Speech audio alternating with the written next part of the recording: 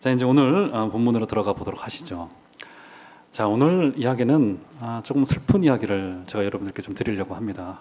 바로 이 나인성 과부의 그 아들에 관한 그 슬픈 이야기가 좀 슬픔으로 시작되어져요. 본문 한번 보실까요? 11절 보시면 그 후에 예수께서 나인이란 성으로 가실새 제자와 많은 무리가 동행하더니 12절 성문에 가까이 이르실 때 사람들이 한 죽은 자를 메고 나오니 이는 한 어머니의 독자요 그는 그의 어머니는 과부라 그 성에 많은 사람도 그와 함께 나오거늘.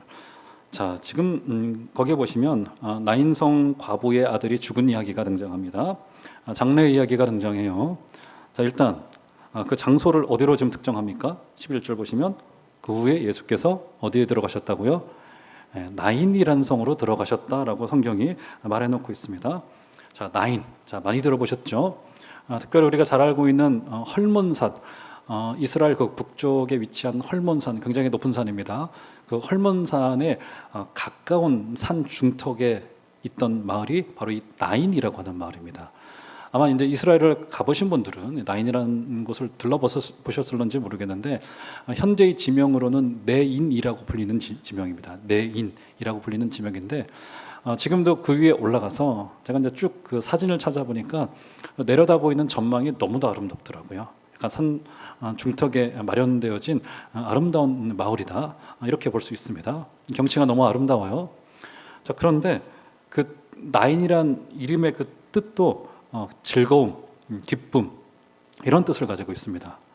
그러니까 아마도 이제 여러 가지 점들을 종합을 해볼 때 이 나인이라고 하는 곳이 어떤 곳이었냐면 아마도 그 마을의 역사 그 대대로 큰 우환 없이 편안하게 살던 마을이었을 것이다, 이렇게 추정을 해볼 수 있을 것 같습니다.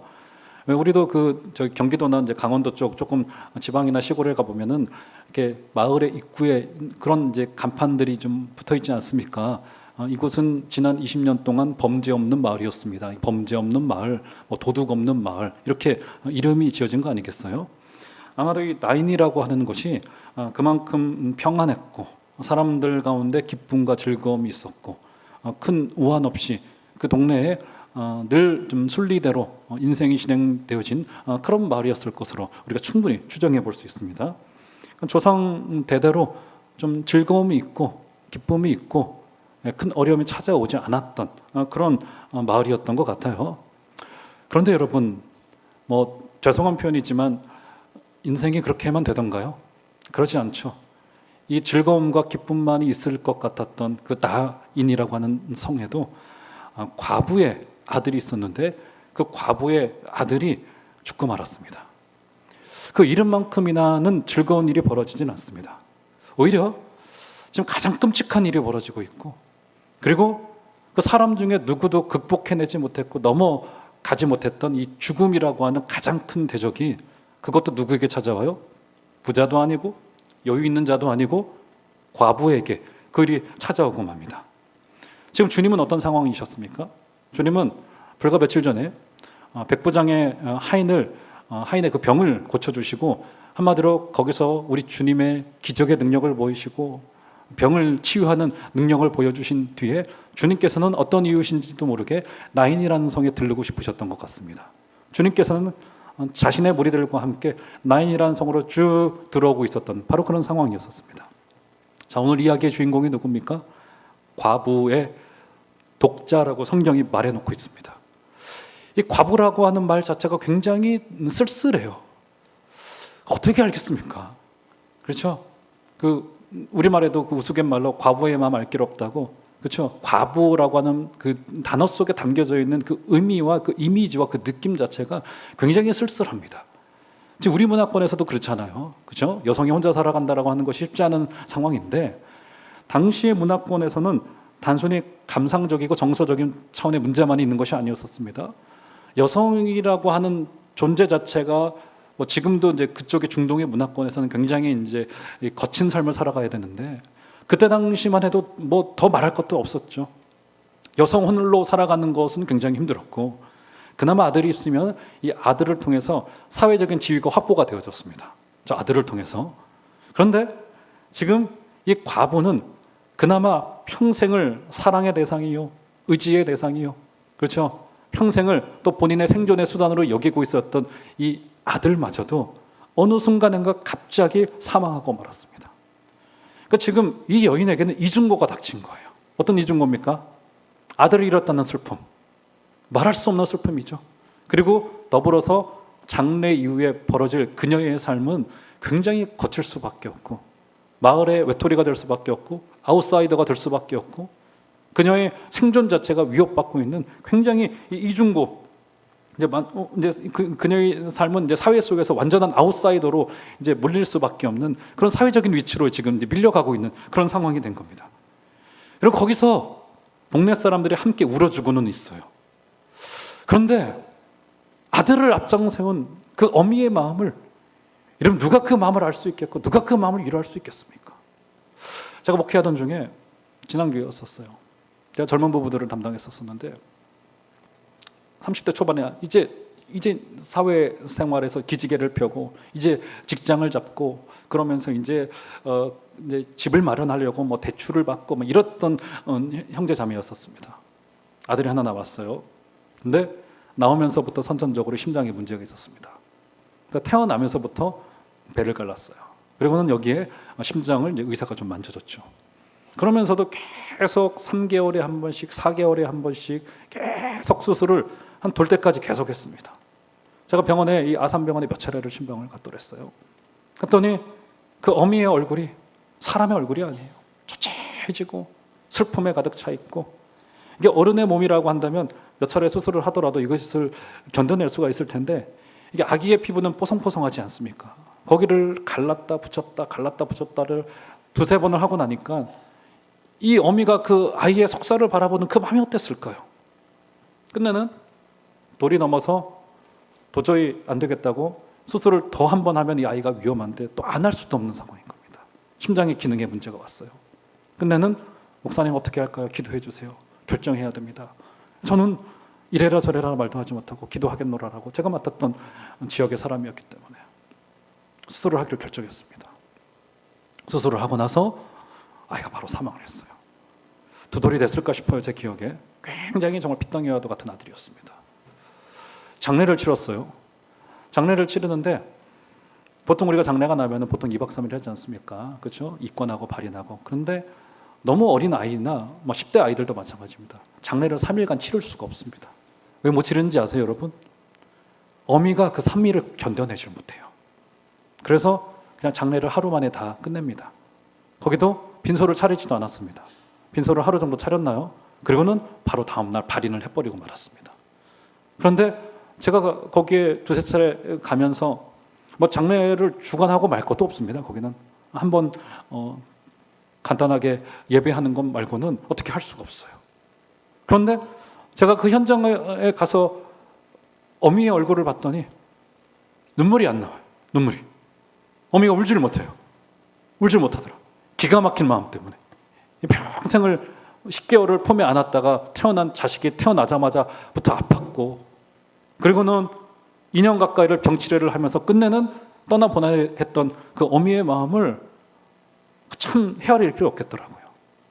그런데 이제 그 뒤에 이제 저는 우리 교회로 떠나왔고, 나중에 살펴보니까 다시 아이들을 낳습니다. 용감하게도. 참 다시 자식을 갖기가 힘들었을 텐데, 그런데 쌍둥이를 낳았어요. 사진을 보니까 두 아이들을 양쪽에 이렇게 안고 있는 모습을 보니까 하나님이 두 배로 위로해 주셨다, 이런 생각이 들어지는데, 그때 저는 그 어미의 얼굴을 봤습니다. 헤아릴 길 없어요. 그렇죠? 아마 지금 많은 슬픔으로, 극한 슬픔으로 동네 사람들이 함께 공감해주고 함께 위로해주고 하는 이 행렬이었으나, 지금 이 행렬에는 그저 울어주는 것 말고는 이 동네 사람들은 이 여인에게 아무런 위로도 되지 못했을 것입니다. 이제 그 아들의 죽음을 중앙에 놓고 가장 처절한 절망에 놓인 이 어미가, 그리고 동네 사람들이 죽음의 행렬로서 이 나인성 안에서부터 성문을 거쳐서 성문 밖으로, 쉽게 말해서 어떤 행렬입니까? 이거는 죽음의 행렬이에요. 맞죠, 여러분? 이 죽음의 행렬이 이제 장례식 마지막 날을 맞이해서 장지를 향해서 발인하여서 가고 있었던 이런 상황이었던 것 같습니다. 그때 어떤 일이 벌어지게 되었죠, 여러분? 그때 그렇게 슬픔 가운데 장례 절차가 진행되고 있던 그 한가운데 이 죽음의 행렬이 외길에서 어떤 것을 만납니까? 주님께서 나인성에 찾아오기 위하여서 백부장의 하인의 그 불치의 병을 고치고 제자들과 수많은 무리들과 함께 이상하게도 나인의 성을 어떤 이유에서인지 모르겠습니다. 주님께서는 나인성을 가자고 하셨을 거예요. 그 성을 향하여서 가고 있는 주님의 행렬과 이 외길에서 만나게 되었습니다. 여러분, 이 광경을 한번 상상을 해보십시오. 장례로 과부가 슬픔을 마음에 삼킨 채 눈물도 흘리지 못하면서 동네 사람들은 이게 어쩐 일인가 곡하는 소리와 함께 장례를 치르기 위해서 장지를 향하여 발인하여 가고 있었던 그 죽음의 행렬이 누구와 만나는 거예요? 이제 불치의 병을 고치고 다시 사망을 이기기 위해서 이제 당신의 제자들을 대동하시면서 나인을 향해서 들어오고 계신 그 생명의 행렬과 이 외길에서 만나게 된 겁니다. 외길에서. 여러분, 저는요, 이 장면이 굉장히 아이러니하면서도 저는 바로 이 장면이 바로 복음이라고 생각되어집니다. 이런 복음은요, 외길에서 만나는 겁니다. 그게 무슨 말이냐면 우리에게 여러 가지의 옵션이 있다고 생각하는 게 아닙니다. 그러니까 여러 가지의 옵션들 중에 내가 첫 번째를 고를 수도 있고 두 번째도 의지의 대상이 되고 안 되면 이 방법도 써보고 안 되면 저 방법도 써보고 안 되면 내 지혜도 의지해보고 돈도 의지해보고 사람도 의지해봤다가 교회도 좋고 주님도 좋고 교회 분들도 좋고 목사님도 좋고 이렇게 고르는 게 아니라는 겁니다. 여러분, 신명기에서 우리에게 계속 하나님을 어떤 하나님으로 계시해 놓고 있냐면 그 하나님을 우리에게 유일하신 하나님이라고 고백해 놓고 있습니다. 여러분, 유일하신 하나님이라고 하는 의미가 뭡니까? 하나님이 한 분이시라고 하는 의미도 맞아요. 그런데 거기에 담겨져 있는 굉장히 중요한 한 의미는 뭐냐면 그분이 우리의 인생에 마치 이 죽음의 행렬이 외길에서 생명의 행렬과 만났을 때 거기에밖에 소망이 없었고 거기에밖에 해결책이 없었듯이 우리 하나님이 우리에게 그런 하나님이시라는 겁니다. 그럼 복음은요, 우리가 고를 수 있는 여러 가지 옵션들 중에 하나가 아닙니다. 그것은 우리의 죽음의 문제가, 우리의 절망의 문제가 뭐예요? 외길에서 주님과 운명처럼 맞닥뜨려진 거예요. 사랑하는 여러분, 우리의 구원이 어떻게 이루어졌습니까? 여러 가지 좋은 것들 중에 하나가 아니에요. 여러분, 교회는 절대로 그런 것이 아닙니다. 교회는 세상에 말하는 여러 가지 것들을 다 널려놓고 그 중에 하나를 잘 고르시오, 골라가시오 말하는 것이 아닙니다. 예수 그리스도만이 우리에게 길이 되시고 생명이 되시고 진리가 되시고 최후의 우리에게 영생이라고 하는 선물을 줄, 지금 우리 역사 속에 그 어떤 인간과 어떤 권세도 극복해내지 못한 절망과 죽음의 문제를 해결할 수 있는 유일한 하나님이신 것을 믿고 고백하기에 이 자리에 나온 거 아니겠습니까? 사랑하는 여러분, 주님은 그런 분이세요. 자, 그러면 이 만남이 이어져 갑니다. 이 만남을 통해서 이제 주님께서 굉장히 독특하고도 눈에 띄는 행동을 주님께서 몇 가지를 하고 계신데, 그 내용을 좀 보시도록 하시죠. 굉장히 기이할 정도입니다. 13절로 가보시면 이렇게 말씀하세요. 성경이 13절, 주께서 과부를 보시고 불쌍히 여기사 울지 말라 하시고, 어떻게 했습니까? 주님께서 과부를 보시고 제일 먼저 느끼셨던 것이 무엇이죠? 불쌍히 여기사, 과부를 보시고 불쌍히 여기사 울지 말라, 이렇게 말씀하셨습니다. 그에게 또 던진 첫마디가 뭐냐면 울지 말라라고 하는 첫마디였었습니다. 먼저 주님께서는 과부를 보시고는 불쌍히 여기셨어요.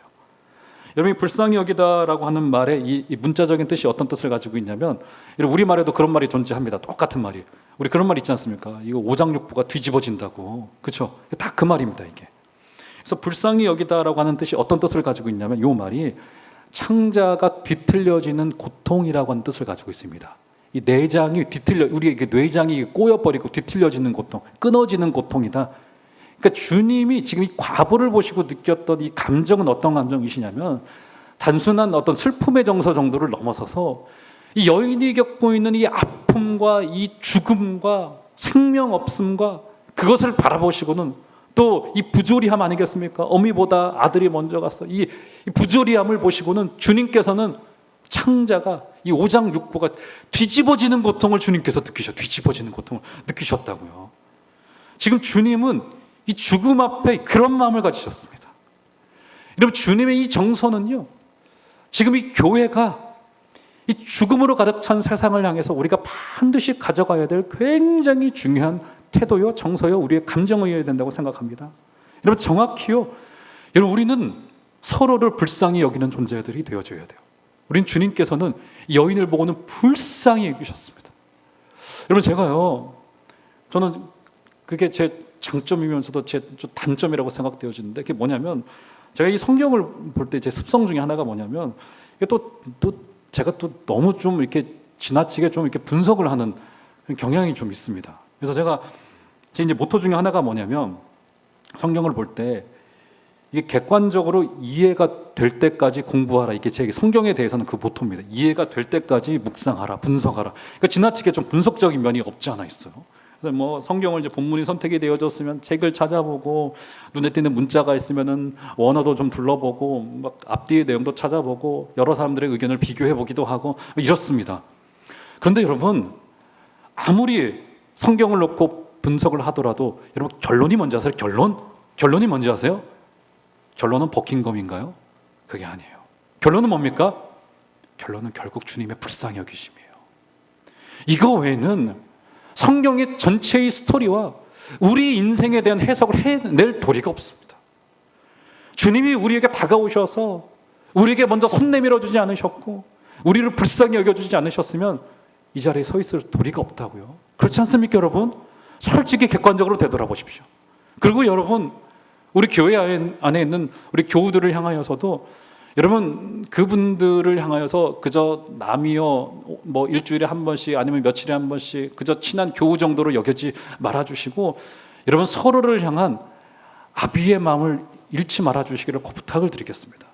이런 교회 안에서요, 제가 이제 어제 우리 임직자들을 놓고도, 임직 후보자들을 놓고도 이제 그런 이제 훈련을 하면서 그런 말씀을 좀 드렸는데, 꼭 어머니의 마음을 품으셔야 된다. 아버지의 마음과. 여러분, 어머니의 마음과 아버지의 마음을 가지면요, 해결되지 않을 인생의 관계의 문제가 없습니다. 여러분, 따지고 보십시오. 내가 요 사람을 불쌍히 여기지 않기 때문에 어비의 마음을 가지고, 그래서 인간관계가 파탄나더라고요. 제가 보니까 우리가 사람을 대할 때 그저 타인으로 멀리 있는 사람으로 대하면 나도 모르게 말에 실수도 나오고, 그렇죠, 이렇게 벌어질 수가 있어요. 그런데 서로를 향해서 서로 어미의 마음, 아비의 마음을 가지면 우리가 실수할 수도 있죠. 그렇죠? 인간관계의 갈등은 없지 않습니다. 그런데 어미는 어떻게 합니까? 어미는 자식이 부모에게 나쁜 짓을 하고 제가 험한 말이 나올 뻔했네. 우리 애들 생각하다가 막 하고 막 부모에 대해서 그래도 어떻게 됩니까? 끝내는 부모는 어떻게 돼요? 내쳐요? 아니잖아요. 그렇죠?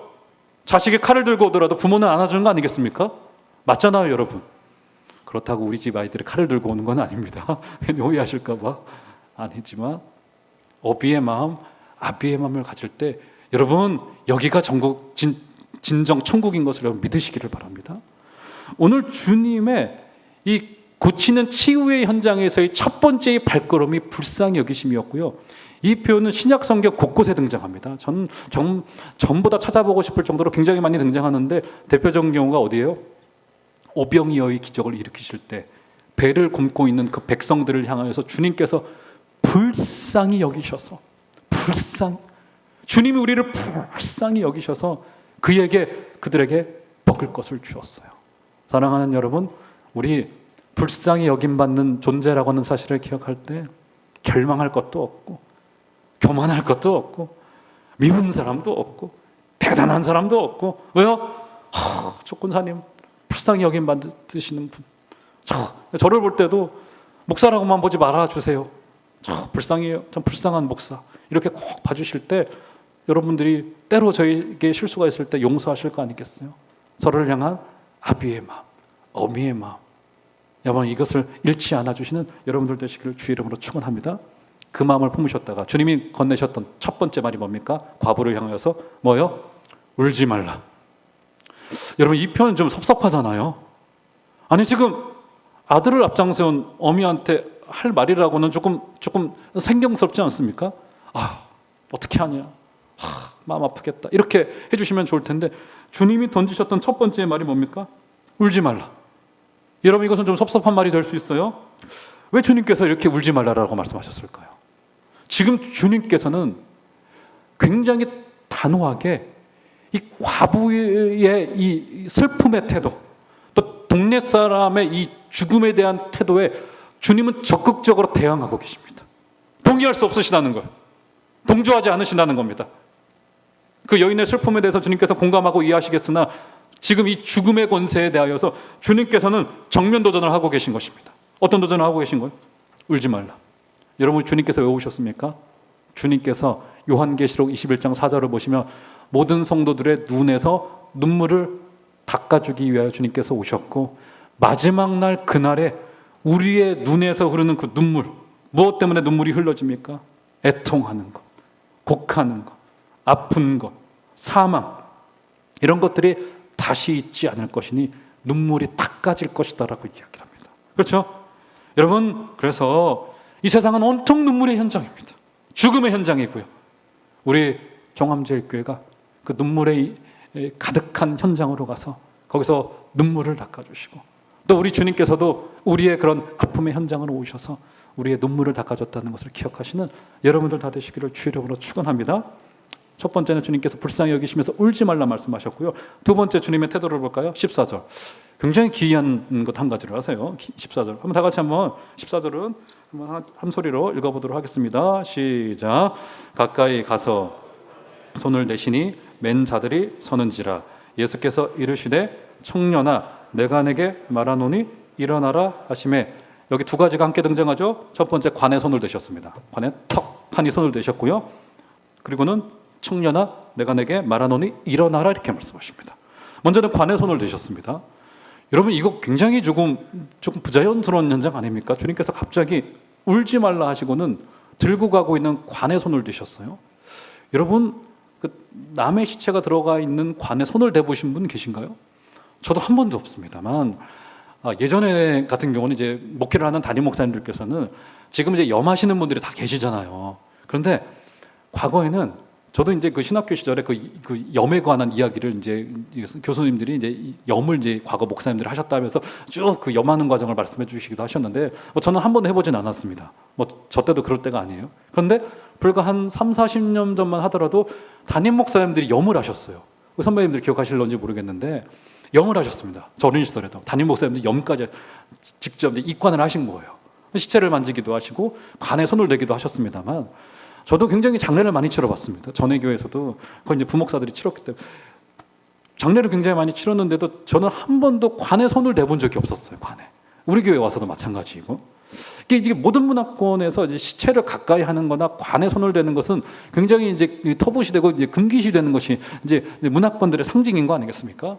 뭔가 여기에는 조금 좀 죽음이 있고. 자, 그런데 이제 우리 문화권만이 아니에요. 자, 유대인들의 문화권은 더하죠. 율법이 규정해 놓고 있습니다. 다 나실인의 금령이 세 가지죠. 첫 번째가 뭡니까? 술을 멀리하라. 포도주와 독주를 멀리하라. 두 번째, 삭도를 머리에 대지 말라. 구별된 기간 동안에는. 세 번째가 뭡니까? 시체를 가까이 하지 말라가 세 번째 금령이었어요. 지금 주님께서 관에 손을 대셨습니다. 이것은 나실인의 금령의 사실 정면으로 이게 대치된 행동이셨습니다. 그렇죠? 주님께서는 이 관에 손을 대시면서 죽음의 행렬을 거기서 멈추세요. 죽음의 행렬을 멈추십니다. 그렇죠? 그러니까 지금 주님께서는 외형적으로는 나실인의 법을 어긴 상황이 되어진 겁니다. 그렇죠? 당시의 문화와 완전히 반대되는 거고, 당시의 문화를, 이렇게 죽음의 문화를, 장래의 문화를 정면으로 거스르고 있는 이 현장이 된 거라고요. 그렇죠? 전혀 정상적인 행보라고 보기는 어렵습니다.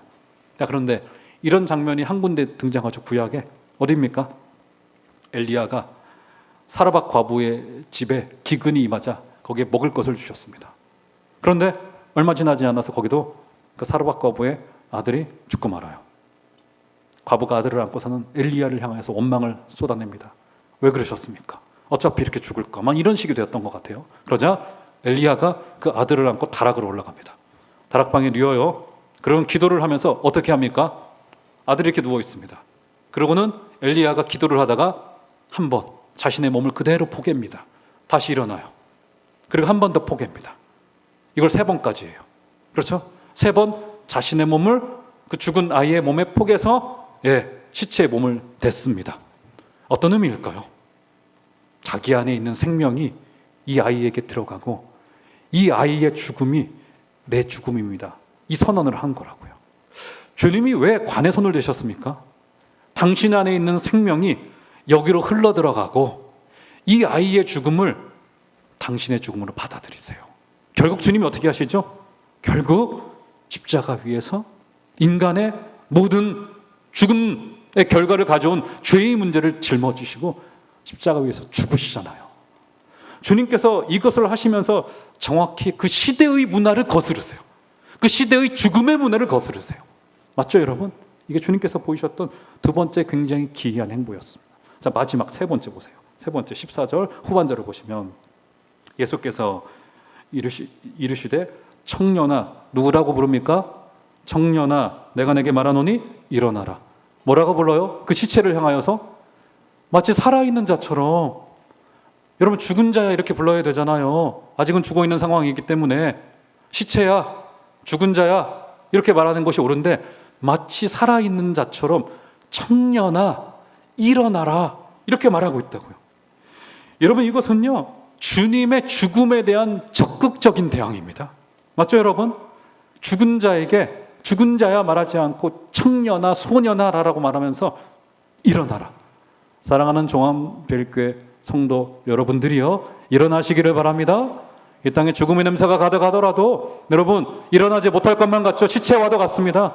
근데 주님께서 청년아 내가 내게 말하노니 일어나라 말할 때 시체가 일어났던 것처럼 여러분 일어서시기를 바랍니다. 여러분 이렇게 교회는요 세상과는 다른 이야기를 하는 자들입니다. 세상의 것들을 끌어와서 여기서 그 내용을 가지고 말하는 것이 아닌 거라고요. 세상의 문화를 거스르고 거기에 있는 죽음의 냄새를 걷어내고 거기에 있는 절망의 그림자를 다 걷어내고 내가 내게 말하노니 걱정하지 마, 걱정하지 마, 일어나라 하실 때 사랑하는 여러분 일어나게 될 줄을 믿으시기를 바랍니다. 세상을 보세요. 다 죽음의 냄새, 전부 다 죽음의 소식이에요. 우리 한 달 전쯤에 있었던 마침 그날이 또 제 생일이었습니다. 4월 25일이 있었던 그 한강에서 실종된 그 대학생, 이제 자신의 인생을 꽃피워보지도 못한 21살, 22살의 어린 청년의 죽음 앞에 참 우리가 절망해요. 어떤 걸 절망합니까? 우리가 죽음을 극복하기는커녕 그것은 바라지도 않죠. 뭡니까? 죽음의 이유와 동선조차도 발견해내지 못해요. 지금까지. 뭡니까? 이 죽음 앞에 무력한 인간의 모습을 보게 되어집니다. 그렇죠? 그래서 이 죽음을 극복하고자 어떤 것을 쫓아갑니까? 소위 허탄한 신화를 쫓아갑니다. 죽음을 피하고자 하면 더 많이 소유하고 더 많이 소비하고 더 많이 얻고 더 높은 곳에 올라가고 더 주렁주렁 우리의 액세서리들을 우리의 인생 속에 달아놓고 하면은 죽음의 냄새가 걷어질 것만 같아요. 그렇죠? 그런데 그렇지 않습니다. 사랑하는 여러분, 죽음이 그렇게 극복이 되겠습니까? 강력한 대적인 죽음은 꿈쩍하지 않습니다. 예수 복음밖에는 없습니다. 사랑하는 여러분, 생명이신 주님을 붙드시고 이 죽음 가득한 이 땅을 향하여서 정말 생명의 향기를 그 발걸음을 내디디시는 여러분들 되시기를 주의 이름으로 축원합니다. 그래서 오늘 말씀의 결론 마지막 15절 16절을 보시면 이렇게 말합니다. 죽었던 자가 일어나 앉고 말도 하거늘. 할렐루야. 죽었던 자가 일어났습니다. 예수께서 그의 어머니에게 주시니. 16절 다 같이 시작. 모든 사람이 두려워하며 하나님께 영광을 돌려 이르되 큰 선지자가 우리 가운데 일어나셨다 하고 또 하나님께서 자기의 백성을 돌보셨다 하더라. 모든 사람이 하나님께 영광을 돌리면서 고백해내는 게 뭡니까?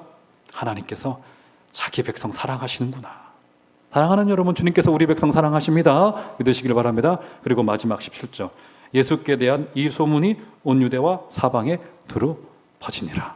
결국 생명의 향기는 전파되어지게 되어져 있습니다.